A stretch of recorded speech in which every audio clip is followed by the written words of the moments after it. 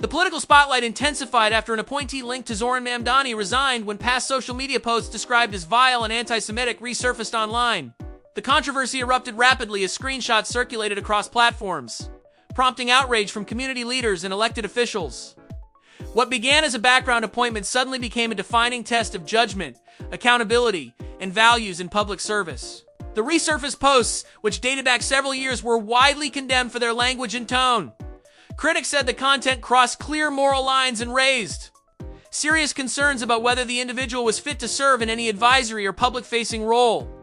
As pressure mounted, calls for immediate action grew louder, shifting the focus from explanation to consequence. Zohran Mamdani moved quickly once the posts gained traction.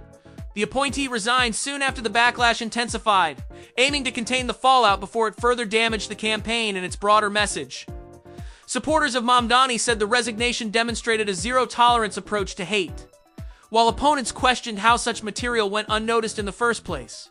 Jewish organizations and civil rights advocates stressed that anti-Semitism, regardless of when it occurred, cannot be minimized or excused.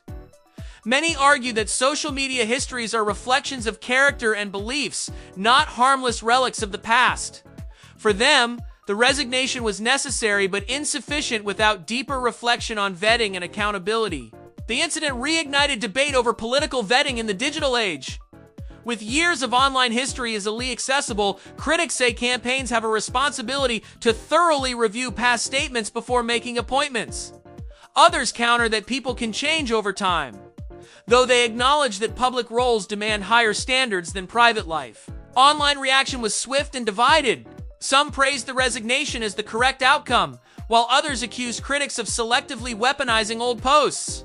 The clash highlighted broader cultural tensions around forgiveness, growth, and the limits of redemption in modern politics, especially when hateful rhetoric is involved. For Mamdani, the controversy represents an unwelcome distraction at a critical moment. Analysts say such incidents can overshadow policy discussions, forcing campaigns into damage control rather than forward momentum. Even brief associations with hate-related controversies can linger, shaping public perception long after headlines fade. As the story settles, it leaves behind larger questions about responsibility and trust. The resignation may close this chapter, but the conversation it sparked continues about anti-Semitism, leadership, and the standards expected from those who seek influence. In a climate where words live forever online, the consequences of past speech remain very real.